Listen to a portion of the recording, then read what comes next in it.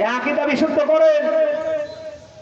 এই আকীদা অনেকের নেই, তাদের কোনো ফতোয়া নেই, অথচ এই মাজলুম দলটার উপরে আজ বছরের পর বছর এরকম মিথ্যা তহমত দিয়ে জাতিকে দূরে রাখতে চায়। জাতিও এখন বুঝে পেয়েছে যে বাংলাদেশে একমাত্র সঠিক আকীদাই এদের, যারা বলে আল্লাহর জমিনে আমরা আল্লাহর আইন চাই।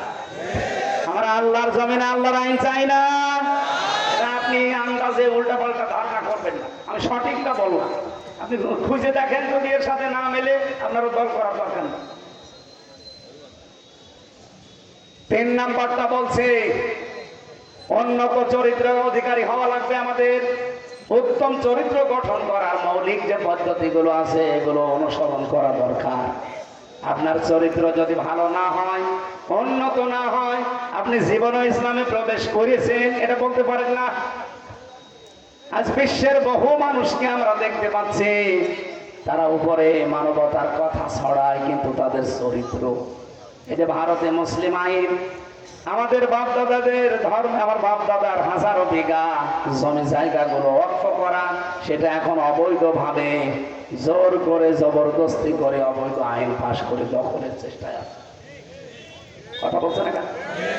আমি যে হাদিস পড়েছিলাম হযরতে আবু যর থেকে বর্ণিত, মনে আছে আপনাদের?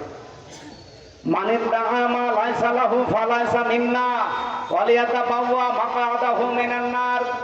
যেই জিনিস তোমার না, ওটা যদি জোর করে নিজের দখলে নিয়ে নাও, আমি নবী 2টা কথা তোমার বিরুদ্ধে বললাম, ফালাইসা মিন্না, ওই দিন থেকে তুমি আমার আর উম্মত না। 2 নাম্বারে ওয়ালিয়াতাবাওয়া মাকআদাহু মিনান নার, সে যেন জাহান্নামে নিজের স্থান তৈরি করে নিল। আজ ইহুদি আর এই মুশরিকরা এটা তো করেই নিয়েছে, অন্যের জিনিস দখল করে নিজের আয়ত্তে নিয়ে নিয়েছে ইসরাইল আর এই মুশরিকরা। এই কথা বলছেন না? 2 নম্বর, বাংলাদেশের সাথে একটা মিল আছে, আমি বলছি না, আমি যেই বললাম আমি বলছি না, আপনারা বলছেন ঠিক আছে, বলার দরকার নেই। হাদিসের প্রথম পয়েন্টটা কি ছিল? যে ব্যক্তি অন্যের জিনিস নিজের দখলে নিয়ে নেয়, ফালাইসা মিন্না, সে নবীর উম্মত না। এখানে ফাটা 19টা অর্থে আসে, এখানে ফা দিয়েছেন খেলা করার জন্য না, নবীর প্রতিটি কথা গবেষণামূলক। ফালাইসা মিন্না, যদি সত্যি উপরের কাজ করেন নিচের যে শাস্তি আপনার উপরে বর্তাবে। কিন্তু ব্যাখ্যায় আমি আরেকটা 2টা জিনিস পড়েছি, এদিকে তাকান, কষ্ট হচ্ছে? 1 নম্বরে বললাম কি, যারা যে জিনিস আমার না, ওই জিনিস যদি আমি জোর করে আমার দখলে নিয়ে নেই, আমার আয়ত্তে রাখি, তাহলে সঙ্গে সঙ্গে আমি নবীর দলভুক্ত থেকে বের হয়ে গেছি, আমি নবীর উম্মত। বলেন বলেন। কিন্তু জিনিস যদি আমারই হয়, ওই জিনিস যদি আমার আয়ত্তে ছিল কিন্তু হাতছাড়া হয়ে গিয়েছে, ওটা যদি আমি আবার ফেরত পাই, তাহলে আমি এই শাস্তির আওতার বাইরে। এই যে ইসলামী ব্যাংক, যাদের না তারা ফেরত পেয়েছে। আপনি এখন যদি বলেন যে ওরা দখল করে নিয়েছে, আপনি পাগলামি কথা বলেন কোন কারণে? ওরা দখল করেছে মানে জিনিস হচ্ছে, ওরা ফেরত পেয়েছে।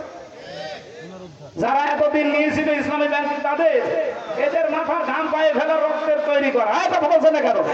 আপনি বলেন এটা মিথ্যা কথা? যাদের জিনিস তারা ফেরত পেয়েছে, বলছে ওরা দখলবাজ, ওরা দখল মারতে করিস। আরে শয়তানের মিথ্যা কথা বলিস না। যাদের জিনিস তারা ফেরত পেয়েছে তারা এই শাস্তির আওতায় থাকবে না, সুতরাং তারা নবীর উম্মত থাকবে না। না, হ্যাঁ, সেই জিনিস আপনার না। আমরা আগস্টের 5 তারিখের পর থেকে দেখতে পাচ্ছি অনেক মানুষ কিন্তু যে জিনিস তার না, সে বাবা শাহজালাল সব হালাল করে দিচ্ছে। নাকি রাজবাড়ি নেই আছে মানে নাম ধরা রাখবে। কত জিনিস আপনার না, আপনি নিজের মনে করে সে বিভিন্ন কায়দায় নিয়েছেন। যারা যা নিয়েছেন, ঘাট দখল, মাঠ দখল, বাজার দখল, দোকান দখল, অনেক জিনিস দখল, মেয়ে দখল, বউ দখল, সব ফেরত দিন। আমি আর নিচে নামতে পারলাম না। কত কঠিন কঠিন শাস্তির কথা দেখতে পাচ্ছেন।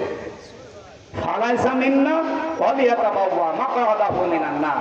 না, আপনার রাগ হলে নবীজিকে বলেন, আমার কোনো দোষ নেই ভাই, আমি অ্যাডভার্টাইজ করছি, এই কথা বলেন না। আপনার উন্নত চরিত্রের নমুনা এই।